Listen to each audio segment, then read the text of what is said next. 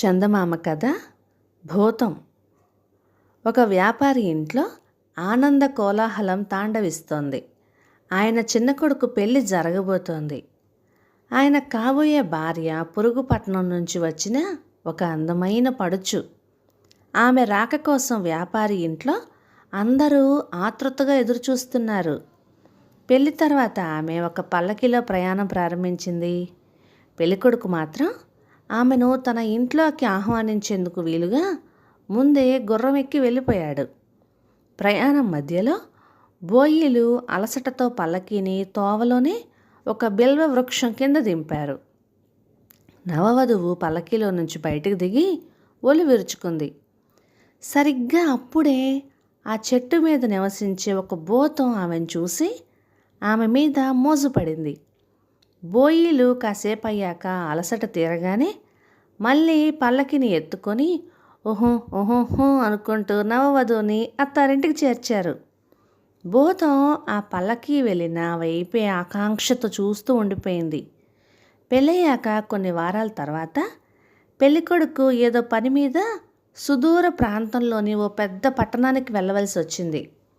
ఆయన అక్కడ వ్యాపారం నెలకొల్పి కుటుంబ ఆస్తిని పెంచవలసి వచ్చింది. ఆయన విచారంతో భార్యకు వీడ్కోలు పలికి వీలైనంత త్వరగా తిరిగి వస్తానని చెప్పి ప్రయాణమై వెళ్ళిపోయాడు. భూతం ఇదంతా చూస్తూ ఉండింది. ఇప్పుడిక తన పథకం అమల్లో పెట్టదలిచింది. కొన్ని రోజుల తర్వాత భూతం ఆ యువ వ్యాపారి రూపం ధరించి ఇంటికి వచ్చింది. ఇంత త్వరగా ఆయన తిరిగి రావడం చూసి అందరూ ఆశ్చర్యపోయారు.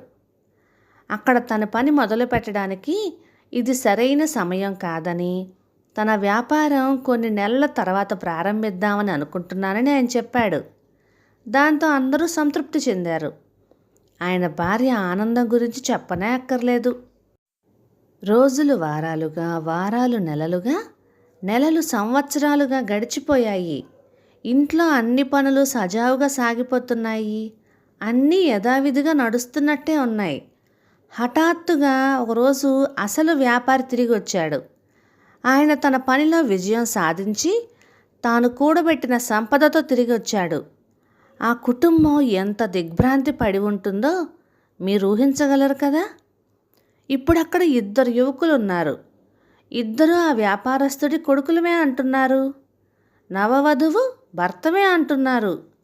ఆయన తల్లిదండ్రులు కానీ భార్య కానీ ఆ ఇద్దరిలో అసలు వ్యాపారి ఎవరో గుర్తుపట్టలేకపోయారు. ఇద్దరూ అచ్చుగుద్దినట్టుగా ఒకే రూపంతో ఉన్నారు.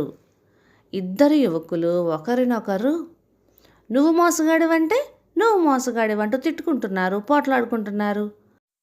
కుటుంబంలో ప్రతి ఒక్కరిని విచారం ఆవరించింది. ఈ సమస్యను పరిష్కరించడం ఎట్లాగో ఎవ్వరికీ అర్థం కాలేదు. అప్పుడు అందరూ వెళ్ళి వ్యాపారస్తుల సమితి అధ్యక్షుడిని ఆయన అభిప్రాయం ఏమిటి అని అడిగారు.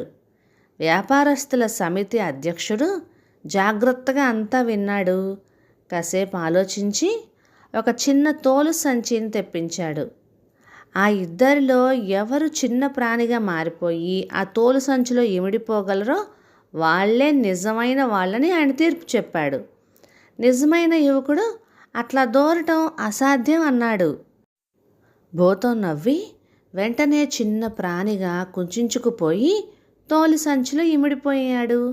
సమితి అధ్యక్షుడు వెంటనే ఆ సంచి మూత గట్టిగా బిగించి దాన్ని బావిలో పడేయించాడు. అట్లా కుటుంబాన్ని పట్టుకున్న భూతం వదిలిపోయింది. యువ వ్యాపారిని కుటుంబం సాదరంగా ఆహ్వానించింది. కథ సమాప్తం.